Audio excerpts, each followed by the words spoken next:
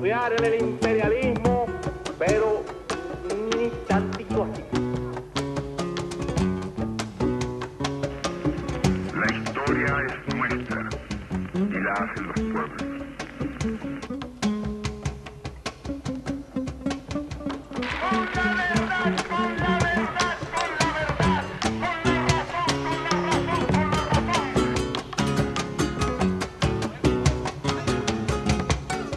Adelante con toda la fuerza, adelante con todas las fuerzas de la historia.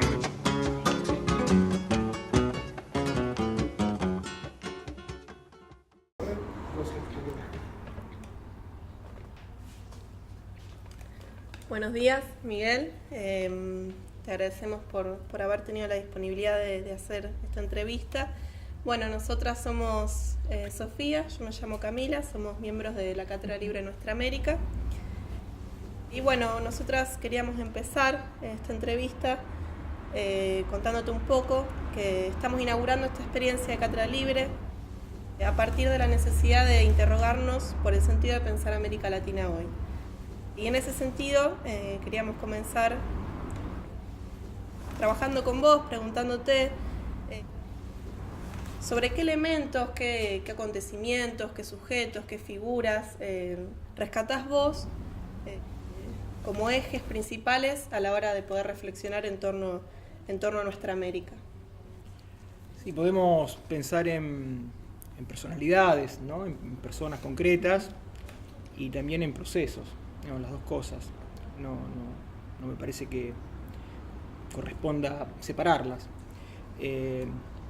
Digo, en cuanto a figuras históricas, digamos, yo siento una especial predilección por algunas figuras del siglo XIX. Me parece que la figura de Simón Rodríguez es una figura fundamental para pensar, entender América. La figura de José Martí, por supuesto, también, ¿no? Digo, el proceso independentista también, ¿no? Es un momento clave en América Latina, sobre todo en función de la participación de las llamadas castas, ¿no? En esos procesos. Digo, el componente popular de la gesta emancipadora me parece que es fundamental. Finalmente es una experiencia de pueblo en armas, de pueblo movilizado, y eso es muy rico. Y también es muy interesante cómo en América Latina se produce una operación de traducción, ¿no? Sobre todo de la tradición liberal, radical europea. Pienso en Rousseau, por ejemplo, ¿no? Y en cómo Bolívar, Mariano Moreno, Artigas, digo, nombro algunos nada más, no podría ser muy larga la lista, traducen a Rousseau, si vos querés, o a esa tradición europea, a una clave latinoamericana. Y me parece que en esas operaciones de traducción, que después se van a volver a reiterar a lo largo de la historia latinoamericana, van a surgir figuras emblemáticas y procesos fundamentales. Y después en el siglo XX, digo, insistiendo en la idea de la traducción de vuelta, ¿no? Yo rescato figuras como Mella, Mariátegui, también Recabarren, Manuel Ugarte en la Argentina, por supuesto. Hablo de la década del 20, ¿no? Y si después nos vamos a la década del 60, por supuesto, me parece que la figura del Che es clave, ¿no? Y en cuanto a procesos históricos, digo, además de los procesos que mencionábamos antes en el siglo XIX, más vinculados a la gesta emancipadora, digo, hay infinidad de experiencias tal vez más pequeñas, a veces no muy consideradas, ¿no? Por la historiografía o por las distintas culturas políticas, que tienen que ver con distintos intentos de generar sociedades paralelas, contrasociedades, podríamos decir, desde las republiquetas en Colombia, o también los quilombos, los mocambos, en fin, digamos, ese tipo de experimentos sociales no mediados por una conciencia política clara, no mediados por doctrinas o por concepciones demasiado elaboradas, ¿verdad? Pero que en los hechos, en la práctica, generaron una contrasociedad, ¿verdad? Hay un concepto de Mariátegui que a mí me gusta mucho, que es el concepto de elementos de socialismo práctico, ¿verdad? Y me parece que a lo largo de la historia latinoamericana uno puede encontrar distintas experiencias que concretaron, ¿no? En los marcos de la vieja sociedad, esa nueva sociedad en pequeño, y que desarrollaron prácticas que uno puede filiar al socialismo práctico. Hay infinidad, digamos, sería muy largo hacer una lista, en todo el continente, de México a Tierra del Fuego, ¿no? Y respecto de la traducción, yo mencioné aquí 2 veces la traducción, hice referencia a una traducción de Rousseau y la otra traducción a la que yo hacía referencia sin nombrarla es la traducción de Marx a América, ¿no? Del marxismo a América Latina. Y respecto de la traducción, me parece a mí que hay distintas operaciones posibles, hay distintas maneras de traducir. Digamos, uno puede hacer una traducción literal, ¿no? Uno puede intentar captar la esencia, esa es otra alternativa, y la otra posibilidad es recrear, ¿no? Recrear una obra, recrear un texto, en este caso recrear una concepción del mundo, ¿no? Y me parece que cuando las traducciones son de la última clase, ¿no? Que yo mencioné, esto de la recreación, cuando la traducción crea algo nuevo. En ese sentido, el liberalismo radical que en América se pone de manifiesto en el siglo XIX es una recreación, y bueno, y toda recreación es creación de algo nuevo. Y respecto al marxismo ocurrió lo mismo, digamos, ¿no? La traducción de Mariátegui es la creación de algo nuevo. Y el marxismo de América Latina, el marxismo de nuestra América, es marxismo, pero es muy distinto al marxismo clásico, al marxismo de los fundadores también. Y en ese sentido, ¿qué herramientas crees que te ha brindado tu formación como historiador para analizar estos procesos? Y también, ¿cuáles te ha brindado tu militancia? Digamos, en un proceso quizás de convergencia, de colisión, en algunos casos. Sí, me cuesta mucho separar qué es lo que surge de una experiencia más académica, para llamarlo de algún modo, ¿no? De un contacto con los libros, de lo que es fruto de una práctica militante. Yo tiendo a poner el énfasis en mi experiencia militante, porque en realidad, de hecho, mi opción también, siendo ya muy joven, ¿no? por estudiar historia, ¿no? Por meterme en ese mundo, es una decisión también militante, porque yo ya militaba antes de ponerme a estudiar historia, antes de ingresar a la universidad, antes de pensar en la posibilidad de ingresar a la universidad. Yo ya era militante, entonces ingreso a la universidad ya con una búsqueda bastante clara. Y ya, digamos, sintiéndome también de alguna manera portador de una herencia, ¿no? Que compañeros más grandes, compañeros con más experiencia me transmitían. Entonces, en mi caso es muy difícil separar esos 2 procesos, ¿no? Digo, el proceso de formación académica, un proceso de formación intelectual, de un proceso de formación militante.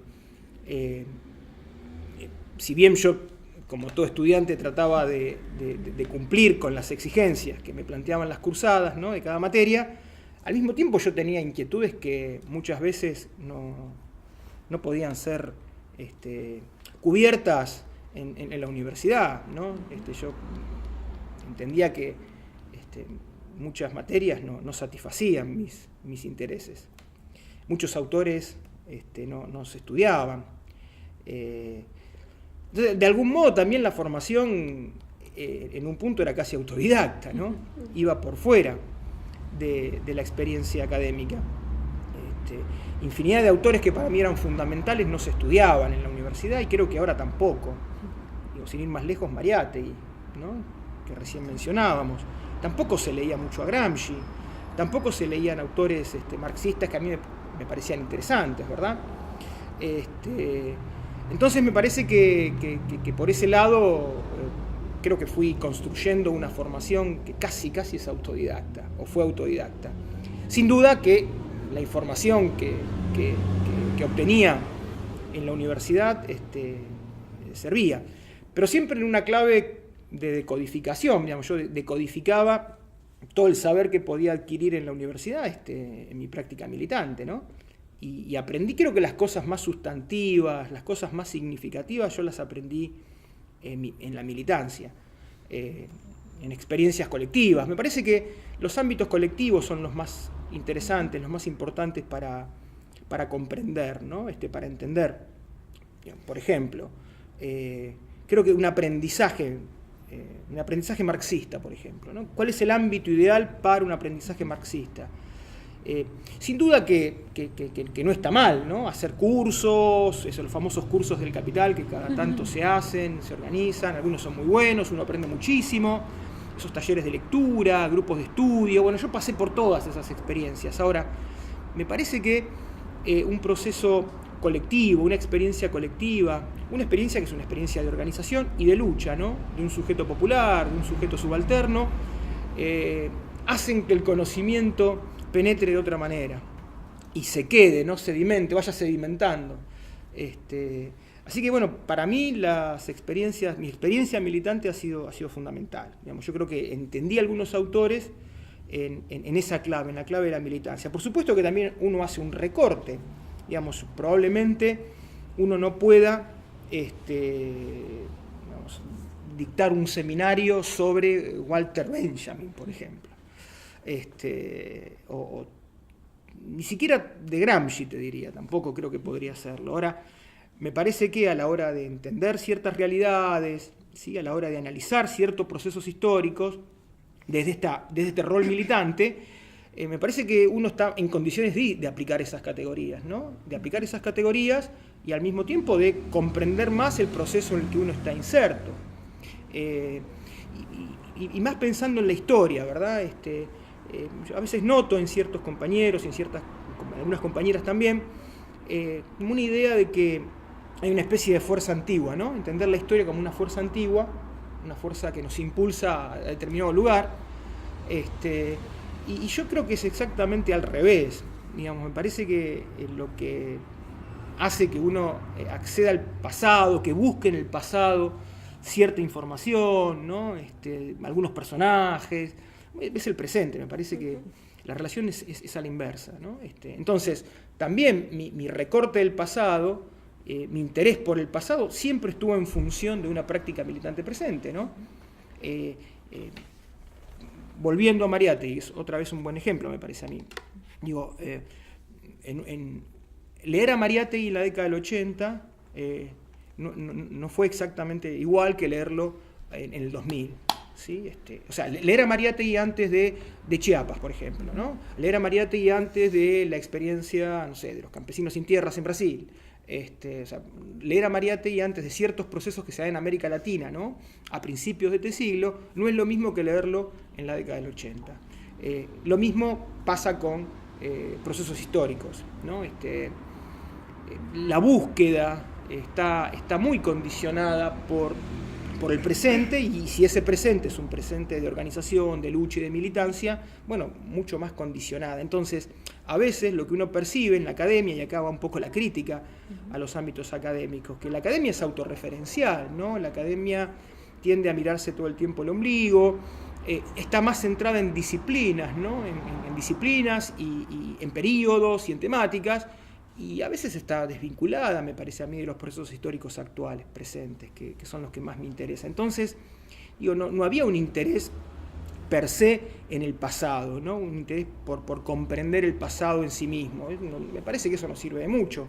Entonces, como que hay una modalidad de acceso al pasado que es muy diferente a la modalidad que promueve la academia, ¿no? Creo que la militancia favorece, me parece a mí, en forma indirecta, a veces en forma sutil, un acceso al pasado que es muy distinto al que promueve la academia, ¿no? Entonces, también mi relación con el pasado estuvo condicionada y está condicionada por mi tiempo actual, por este presente, ¿no? Vos ahí nombrabas 3 elementos que nos permiten ahí un poco recoger y formularte una pregunta que tiene que ver con, vos nombrabas esta ligazón entre esta militancia y tu formación más académica, nombrabas la cuestión del trabajo colectivo, digamos, la experiencia colectiva como un elemento sin el que vos no podrías pensar, digamos, tu paso, tu recorrido por tu formación, y también esto de que hay muchos autores que no se dan en la formación más curricular. Bueno, nosotros estamos en esta experiencia de Cátedra Libre y nos gustaría también, por tu experiencia, tu recorrido en distintas cátedras libres, ¿cuál pensás que es un poco el rol o la función que pueden tener las cátedras libres en ese sentido, porque en el ámbito, digamos, también académico, porque nosotros no dejamos de ser parte de esta academia, digamos, en la cual también tenemos muchas críticas? En relación a las cátedras libres, yo recuerdo la experiencia de los 90. Las cátedras libres que yo conocí, yo no sé si había antes, supongo que sí, pero cuando aparecen las cátedras libres, estamos hablando mediados de la década del 90. Recuerdo la cátedra de Derechos Humanos, por ejemplo, con Osvaldo Bayer como coordinador, ¿no? Que se crea la cátedra libre en la Facultad de Filosofía y Letras. Y me acuerdo también de los debates en torno a la creación de esa cátedra con autoridades de la facultad y también con docentes en ese momento. Y recuerdo el argumento que buscaba impugnar a Osvaldo Bayer como historiador, y decían que Osvaldo Bayer no era un historiador profesional, que Osvaldo Bayer no era un historiador de la academia, ¿no? Ya el argumento es terrible, porque la obra de Osvaldo Bayer es una obra que va a permanecer por los tiempos de los tiempos, me parece. Es una obra muy importante para la historiografía, pero también para la cultura de este país. Y bueno, y la actitud de la academia fue de rechazo a una obra como la de Osvaldo. Finalmente, la cátedra se constituyó, Osvaldo fue nombrado profesor titular de esa cátedra, y la cátedra muy rápidamente comenzó a convocar a un montón de compañeros y compañeras por fuera de la universidad, ¿no? Compañeros de organizaciones sociales, compañeros de sindicatos, en fin, compañeros de infinidad de ámbitos y de muchos espacios que se estaban constituyendo en esos años. Espacios sociales, espacios políticos, espacios culturales. La cátedra era un lugar donde se debatían cuestiones que seguramente no se debatían en las aulas muchas veces. En fin, me parecía que era un ámbito de una enorme vitalidad y de una gran productividad política, teórica. A partir de ese momento empezaron a surgir un montón de cátedras libres. La más importante en su momento, por su repercusión, fue la cátedra del Che. Año 97, se cumplían los 30 años de la caída del Che, y empezaban a surgir cátedras libres Che Guevara. Se crea en Buenos Aires y después se empiezan a replicar por todo el país. Bueno, aquí en Rosario funcionó. Recuerdo Córdoba, recuerdo el Comahue, recuerdo en Entre Ríos, bueno, en varios lugares del país. Y la cátedra del Che empezó a convocar a un montón de jóvenes, no universitarios, ¿sí? Y vale decir que con los años después uno volvió a encontrarse estos jóvenes militando en organizaciones sociales y en organizaciones territoriales muchas veces.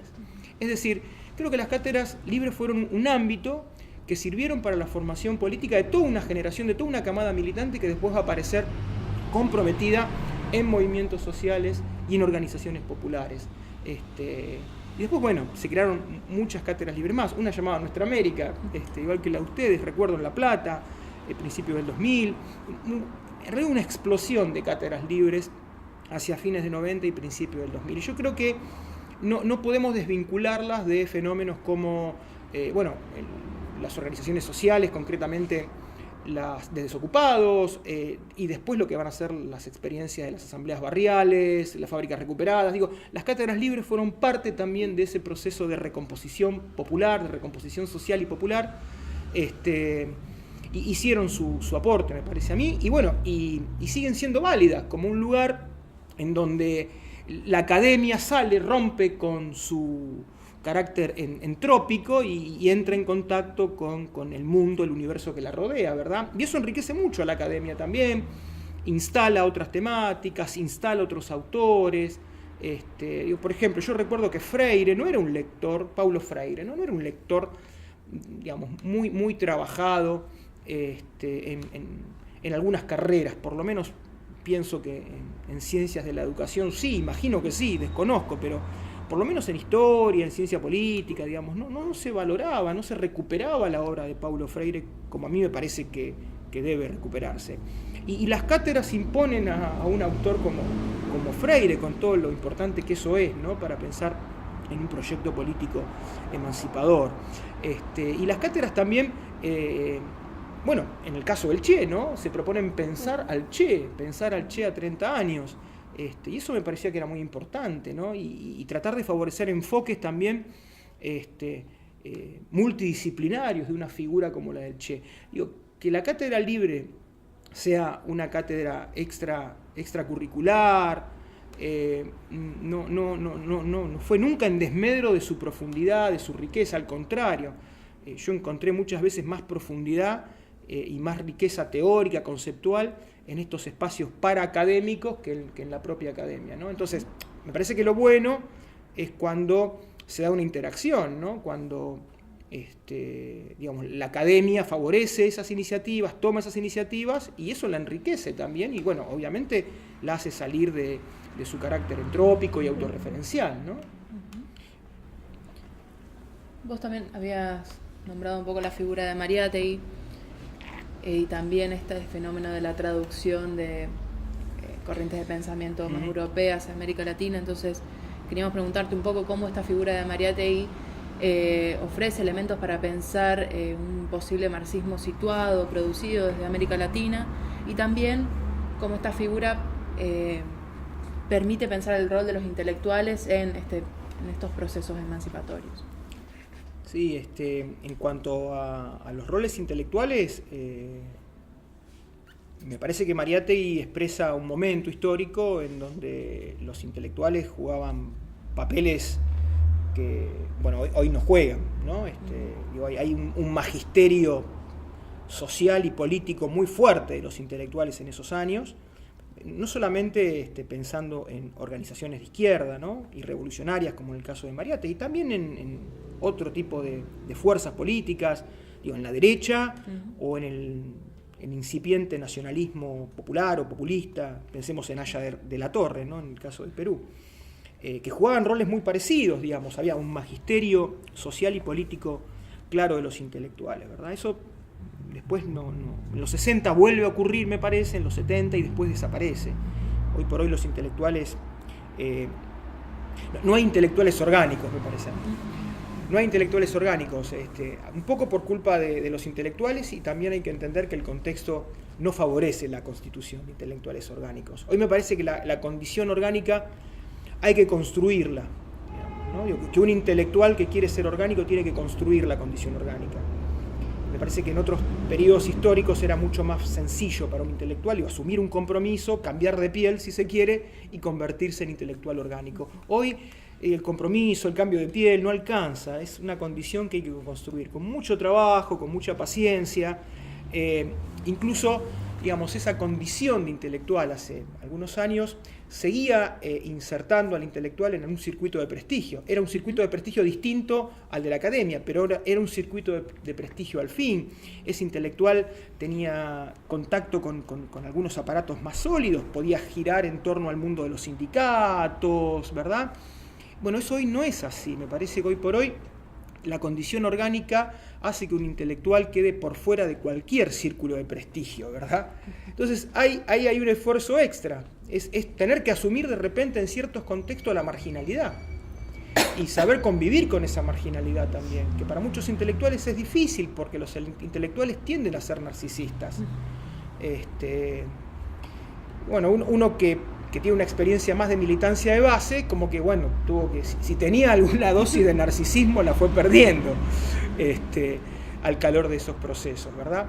Pero insisto, me parece que la condición orgánica hay que construirla, es un proceso largo y no es fácil. En cambio, me parece que en otros momentos históricos esa condición se adquiría mucho más fácilmente. Sin duda, Mariátegui es el intelectual orgánico en los años 20, en los años 30, ¿no?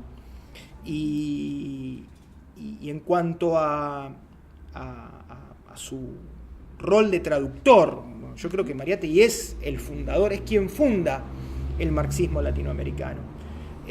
Si bien hay antecedentes, hay una historia previa del marxismo en América Latina, hay unas primeras recepciones, ¿verdad?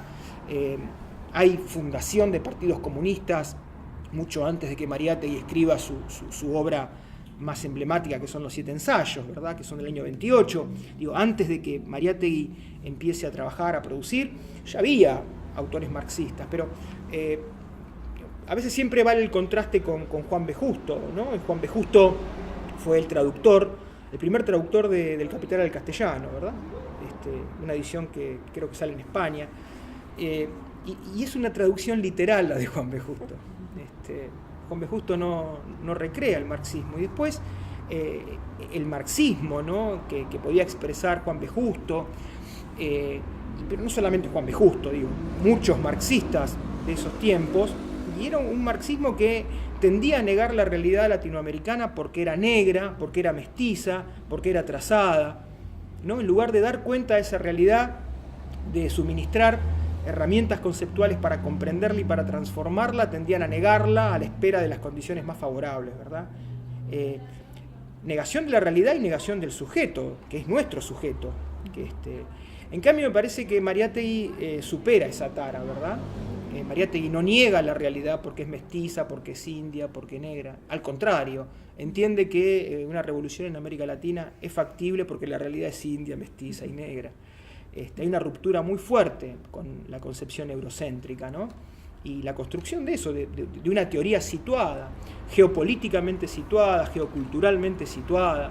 Digo, me parece que ahí está la ruptura de Mariátegui. Mariátegui, en realidad, como traductor, es un creador porque se va al carajo. Y creo que toda creación, todo acto creativo es fruto de este gesto, ¿no? de esta acción de irse al carajo. Hay que irse al carajo para crear, me parece. Y a partir de ahí me parece que Mariátegui como que funda una tradición, ¿verdad? Una tradición, digo, que va más allá de adaptarse o de respetar la letra, ¿no? De los planteos de Mariátegui. Hay como un gesto teórico en Mariátegui que después, bueno, fue recuperado por otros militantes, por otros intelectuales en nuestra América. Siguiendo en esta línea así de reflexión sobre los intelectuales, vos en el libro Conjurar Babel trazar ciertos mapas, ciertas líneas de lo que pensás que es una generación militante que tiene un cordón umbilical directo con la rebelión popular del 2001. Nos interesa por ahí saber qué pensás de cuáles son esas grandes apuestas, esas marcas de esa generación intelectual que persisten hoy en día, y si queda algo de eso hoy en día, de esa herencia de lucha y de pensamiento. Te empiezo al revés, creo que algo queda, pero mezclada en un embutido, ¿no? ¿Viste? Un embutido, uno le cuesta diferenciar los componentes. Es muy difícil diferenciar los componentes de un embutido. Expresiones pequeñas, en realidad me parece que esa generación no llegó a coagular como generación, fue como más que nada como una generación en potencia, ¿no? que en acto. Pero me parece que algo queda, sin duda, algo queda. Sus características principales, bueno, fueron, en primer lugar, creo que hubo un intento por construir ese carácter orgánico, un esfuerzo por construir ese carácter orgánico. Y después a mí lo que me parece que hay una ruptura fuerte en lo político. Me parece que hay una concepción de la política distinta en esa generación, ¿verdad? Gramsci hablaba de la pequeña política y de la gran política, ¿no? De la política pequeña como una política de coyuntura, como una política que giraba en torno a las instituciones convencionales, y bueno, y de la gran política como la política transformadora, ¿no? La política que no se plantea disputar las instituciones, sino transformarlas, cambiarlas. Me parece que en 2001 aflora un poco, digamos, ese potencial, ¿no? Y yo lo considero que se encarnó en algunos jóvenes, es decir, yo ya era más grande en esa época, ¿no? Pero tomo contacto con una generación de pibes y pibas de 20 años o menos, ¿sí? que se lanzan a la militancia y que asumen muy rápidamente protagonismo en un contacto directo, ¿sí? Con un sujeto que es un sujeto plebeyo, un sujeto subalterno, que tiene un anclaje territorial muy fuerte y que entiende que la política emancipatoria consiste en articular un proyecto general, un proyecto macropolítico con una práctica micropolítica, ¿verdad? Y que las rupturas en esa práctica micropolítica son fundamentales. Digo, lo micropolítico entendido como un conjunto de interacciones, un conjunto de subjetividades, un conjunto de identidades, ¿no? que anticipan, si se quiere, la sociedad que se desea construir, la sociedad futura, en los marcos de esta sociedad, que no dejan los cambios para más tarde, ¿no? Para una eventual toma del poder o para una eventual conquista del gobierno a través de las elecciones y de los procesos electorales. En concreto, que prefiguran, la palabra que se utilizaba mucho en esos años era esa, era prefigurar, anticipar, ¿no? la sociedad nueva en los marcos de la vieja. Y que por lo tanto las prácticas tenían que ser democráticas, basadas en la acción directa, horizontales, asamblearias, que la práctica tenía que ser integral, la política tenía que ser un espacio, un campo integral, económico, material, comunicativo, y sin mediaciones o con la menor cantidad de mediaciones posibles. Me parece que ahí los procesos históricos a partir del 2003, 2004, afectan, si se quiere, esa subjetividad militante. No digo que desaparecen, pero sí las afecta y entra en un proceso de disolución, ¿no? Con los años. Sin duda algo queda, pero no tiene la fuerza que tenía en aquellos años. Por lo tanto, la nueva generación intelectual que ahí estaba en potencia, ¿no? En esos años, desde mi punto de vista se malogró, no llegó a coagular en una generación intelectual con impacto político, ¿no? Creo que de todos modos que proceso histórico en donde se dispute poder de verdad, ¿no? En donde se plantean alternativas emancipatorias, cambios de estructuras, de fondo, y necesariamente va a tener que recurrir a esa subjetividad o algo muy parecido de lo que fue esa subjetividad, ¿no? Seguramente se va a manifestar de otra manera, vamos a tener otro contexto, pero algo de eso creo que va a haber, me parece, porque finalmente lo que se reinstala son las formas convencionales de la política como gestión, me parece a mí. Yo creo que para esa generación lo que no era la política era gestión, gestión de lo dado, gestión del ciclo. Digo, esa generación fue por otra cosa, entendió la política no como gestión de lo que es y de lo que está, sino como la creación de algo nuevo, de verdad. Y después, bueno, la idea de que se puede gestionar de manera progresista el ciclo y que se pueden transformar las instituciones, disputar las instituciones sin transformarlas radicalmente. Digo, esa idea es fuerte hoy, incluso en la militancia popular, en una franja grande de la militancia popular, ¿no? En donde, bueno, en realidad las disputas son institucionales, donde la idea es ocupar las instituciones para favorecer desde allí algunas intervenciones favorables hacia abajo, en donde se generan élites políticas que se calzan, digamos, la ropa de los representantes y de los administradores. Bueno, eso no estaba en la generación del 2001. ¿Vieron esa frase famosa de Mao, ¿no? Mao hablaba de la chispa, poéticamente, de la chispa que enciende la pradera. Pero creo que los militantes, los y las militantes de aquella generación fueron al mismo tiempo chispa y pradera. Eran las dos cosas al mismo tiempo, ¿no? Y hoy quieren ser chispa, digamos, no, ni siquiera chispa, pero bueno, chispa y el pueblo en la pradera, ¿no? El pueblo, los sectores populares, una pradera a la que no hay que incendiar, sino una pradera en todo caso a la que hay que conducir, a la que hay que... Finalmente es una política de orden, con fines relativamente nobles, si vos querés, ¿no? Con objetivos casi loables a veces también, pero hay que dirigirla, hay que ordenarla, entonces no, eso no desborda.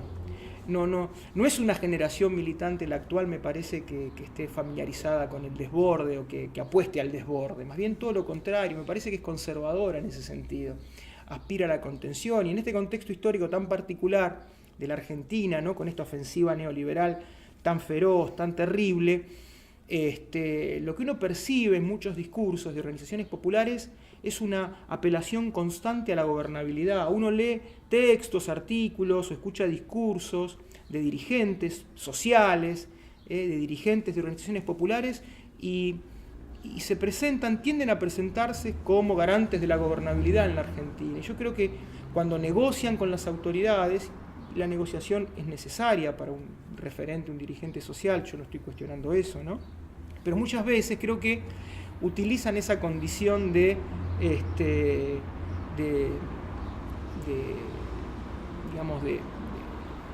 garantes de la gobernabilidad y del orden para obtener algunos beneficios y algunas ventajas, personales si se quiere o colectivas también. Pero me parece que hace 15 años, hace 20 años, ningún referente de una organización popular, de masas, combativa, ¿no? Podía asumir ese papel, ¿no? En ningún lugar se presentaba como un garante de la gobernabilidad. Hoy, ¿qué significa garantizar la gobernabilidad? Tratar de llegar lo más tranquilos al 19.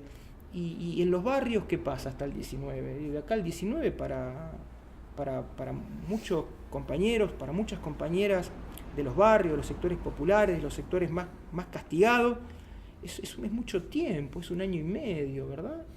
¿Y con qué cara uno asume la representación de esos sectores y les pide que esperen 1 año y medio en pos de la gobernabilidad? Me parece que ahí hay un cambio en cuanto a la actitud, ¿no?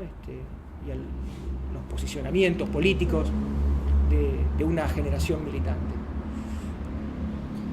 Y en ese sentido, ¿considerás que el marxismo sigue conservando una potencia tan transformadora o podría seguir conservándola en estas formas de la praxis política en América Latina?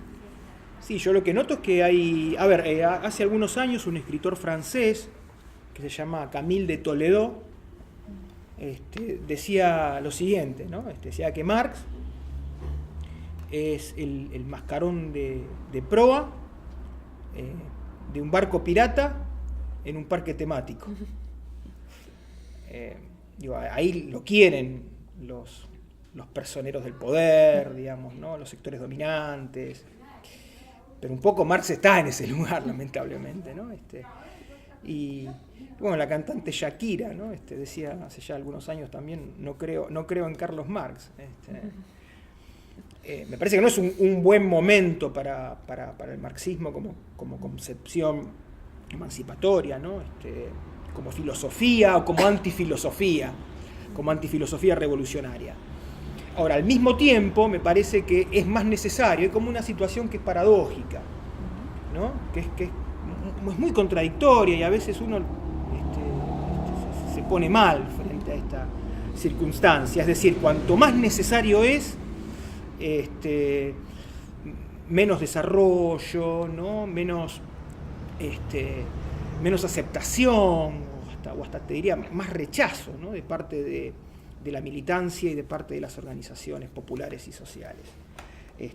Pero sin duda, si uno analiza, ¿no?, el rumbo que está tomando el capitalismo, el sistema capitalista en los últimos años, digo, este capitalismo que se torna cada vez más depredador de los hombres, las mujeres, de la vida y la naturaleza en general, ¿no? Este sistema que, ¿no?, como que reedita todo el tiempo ese proceso de acumulación por desposesión, como bien dice Harvey, ¿no?, que todo el tiempo el capitalismo está acumulando y desposeyendo, ¿no?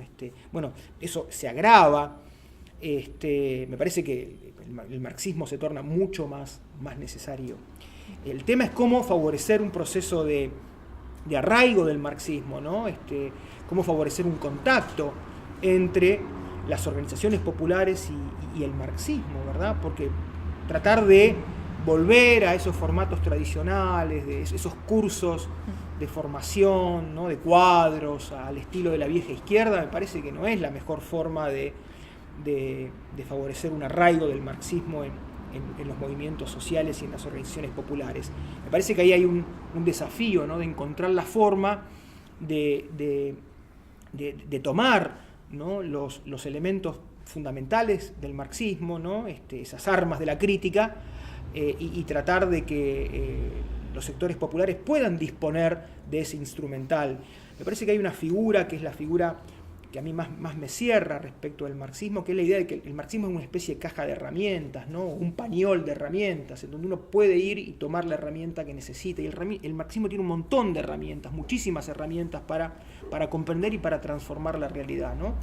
Y al mismo tiempo me parece que el marxismo, si bien es una concepción situada históricamente, que tiene mucho que ver con el desarrollo intelectual de Europa durante el siglo XIX y con procesos históricos que son bien del siglo XIX, tiene elementos, ¿no?, que son susceptibles de transformarse constantemente, ¿no?, de actualizarse constantemente. Me parece que no pierde vigencia nunca el marxismo. Y me parece que prescindir del marxismo, porque hay otras tradiciones emancipatorias, ¿verdad? Hay otras culturas emancipatorias que no necesariamente se basan en el marxismo. Ahora, prescindir del marxismo me parece a mí que es un gravísimo error y que es muy difícil elaborar una mirada liberadora, emancipadora, sin recurrir al marxismo. Me parece que el marxismo tiene muchísimo para dar, y que me parece que el gran problema no es un problema epistemológico, no es un problema filosófico, porque el marxismo en los últimos años se ha enriquecido un montón, ha tenido aportes fundamentales, sobre todo en la academia, ¿no? Digo, a medida que el marxismo se alejaba de los movimientos sociales, de las organizaciones sindicales y de las políticas también populares,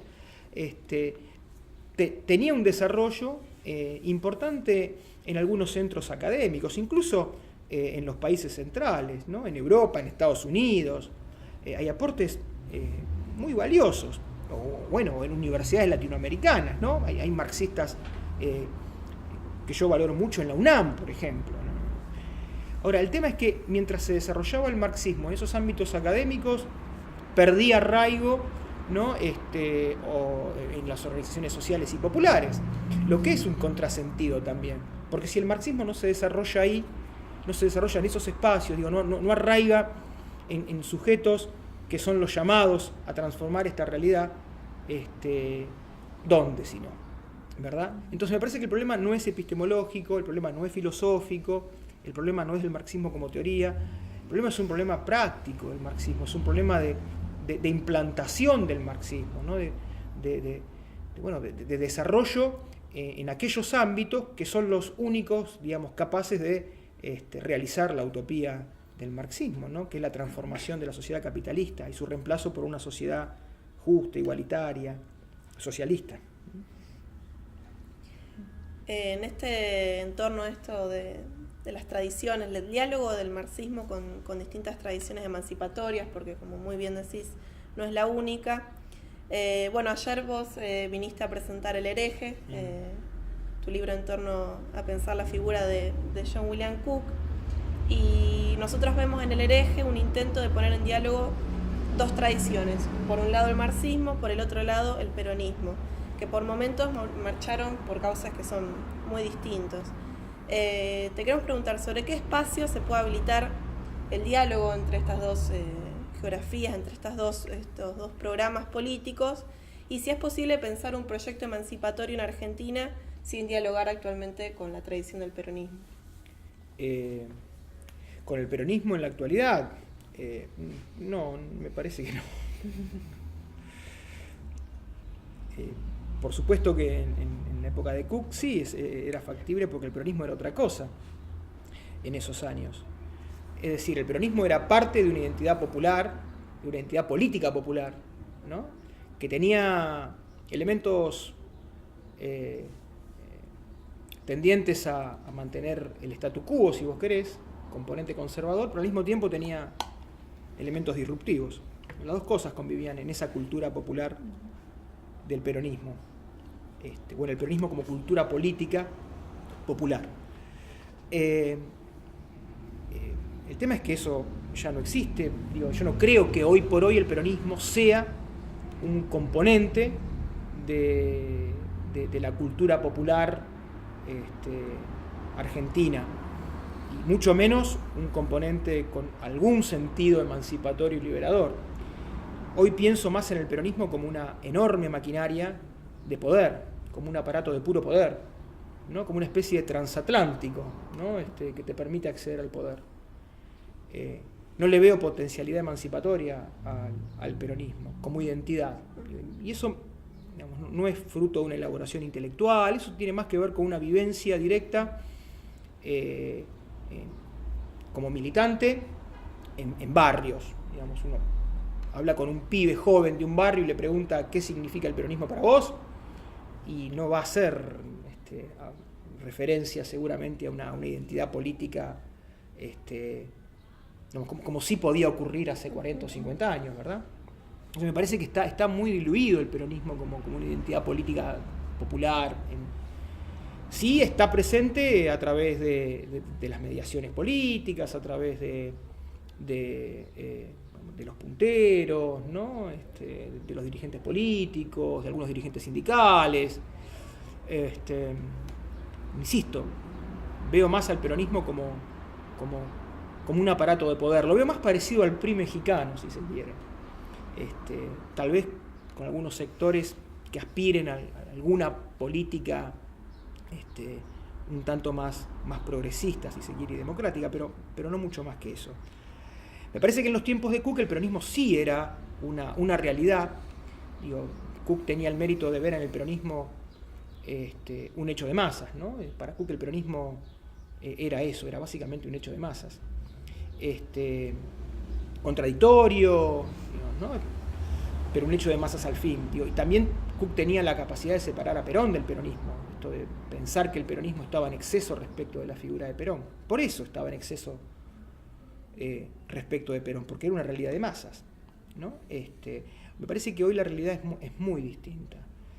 Por lo tanto, me parece que no es posible el diálogo entre peronismo y marxismo como sí fue posible el diálogo hace 40, 50 años, porque el peronismo en realidad, hablar del peronismo, del diálogo entre el peronismo y el marxismo hace 50 años, 60 años, es hablar del diálogo entre el marxismo y el nacionalismo revolucionario, ¿verdad? Y lo que ocurría en aquellos años es que el nacionalismo revolucionario o el anticapitalismo más consecuente necesariamente derivaba en posturas anticapitalistas. Digo, hoy no noto un antiimperialismo consecuente en sectores que se identifican con el peronismo. No creo que esos sectores tengan la valentía y la capacidad y la intención, además, de convertir cierto antiimperialismo vago y superficial en anticapitalismo, de dar el paso, ¿no? Atreverse a ser anticapitalistas, no lo veo. Por lo tanto, me parece que hoy ese diálogo no es factible, y si se da, puede llegar a servir para que algunos que se siguen identificando peronistas o que creen que esa identidad tiene alguna productividad, cambien de opinión. Bueno, te agradecemos mucho por esta entrevista Estamos muy contentos. No, muchas gracias a ustedes. Me sentí muy cómodo. Me sentí muy cuidado, muy cuidado. Bueno, No hay artes marciales y zombies en esta película, sangre, nada de eso. No, por No ahora la va a no. ver nadie entonces. Ahora hay pizza. Pizza, No, si sí. no hay zombies, artes marciales, vampiros, ¿qué más tiene que haber? Pasó. O el éxito, ¿cuál es la fórmula del éxito? ¿Zombie? ¿Artes marciales? ¿Vampiro? Un soldado hoy en día sería vampiros zombies que hacen artes marciales. ¿Cómo sin artes marciales? ¿Qué hacen artes marciales? No, todo combinado, Todo junto, digo, sí, todo claro. combinado lo estoy planteando. Sí, por supuesto, sí, sí.